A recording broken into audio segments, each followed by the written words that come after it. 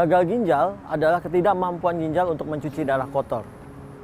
Akibatnya adalah darah kotor banyak beredar di dalam tubuh yang akan mengakibatkan berbagai fungsi tubuh akan terganggu. Tentu, kita harus mengatasi gagal ginjal gini. Ada berbagai penyebab gagal ginjal, otomatis ada berbagai cara solusi untuk mengatasinya.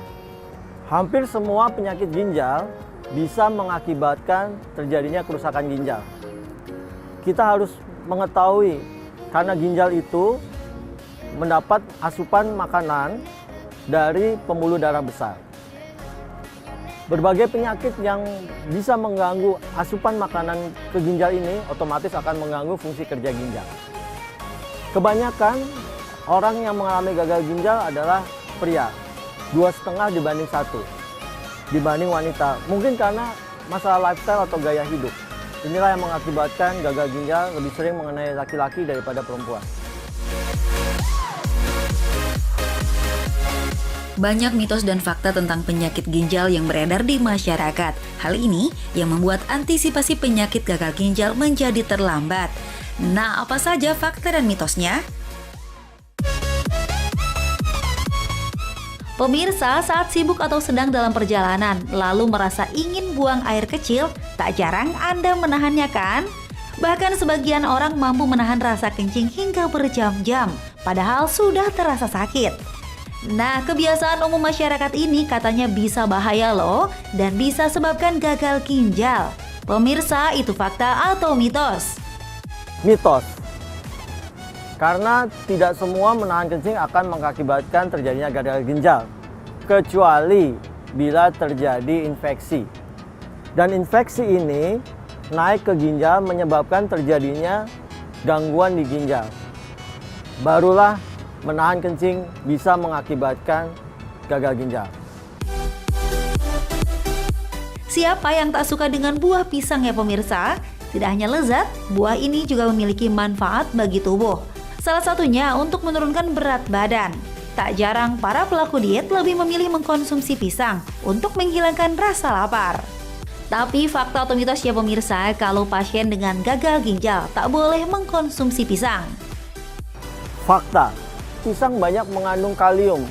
Kalium adalah suatu ion di tubuh yang salah satu fungsinya adalah melakukan detak jantung. Pada pasien dengan gagal ginjal, kemampuan ginjal untuk mengeluarkan kalium di dalam tubuh akan terganggu. Jika ditambah dengan asupan pisang yang cukup banyak, otomatis kalium di dalam tubuh akan naik. Itu akan mengakibatkan fungsi jantung akan terganggu. Berbahaya bagi kesehatan.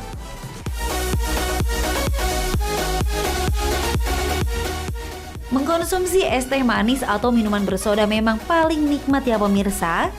Terlebih saat cuaca di luar sedang panas. Namun ada baiknya diimbangi juga dengan konsumsi air putih 8 gelas per hari, agar cairan yang dibutuhkan tubuh tetap terpenuhi. Selain itu, kurang minum air putih katanya juga bisa sebabkan gagal ginjal. Nah, itu fakta atau mitos ya pemirsa? Fakta. Ginjal membutuhkan cairan yang cukup banyak. Cairan itu berasal dari darah yang masuk ke dalam ginjal. Bila kita kurang minum air putih, bukan cuma air putih, kita kekurangan cairan, maka tubuh akan cenderung mengalami dehidrasi. Dehidrasi ini akan mengakibatkan volume darah yang masuk ke dalam ginjal akan berkurang. Itu akan mengakibatkan gagal ginjal bila kekurangan minum ini terjadi dalam suatu tempo yang cukup panjang.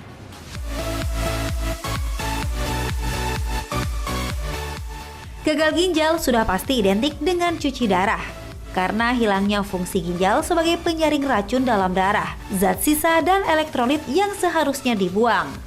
Namun katanya, cuci darah juga tak selalu menolong pasien dengan gagal ginjal. Karena katanya, cuci darah justru tingkatkan risiko terjadinya komplikasi penyakit kronis lain. Itu fakta atau mitos? Mitos. Yang paling penting adalah pada saat cuci darah, kita harus memperhatikan higiene bagi pasien.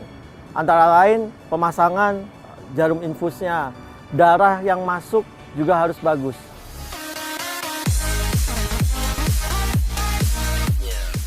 Pemirsa, gagal ginjal merupakan penyakit mematikan yang patut kita waspadai.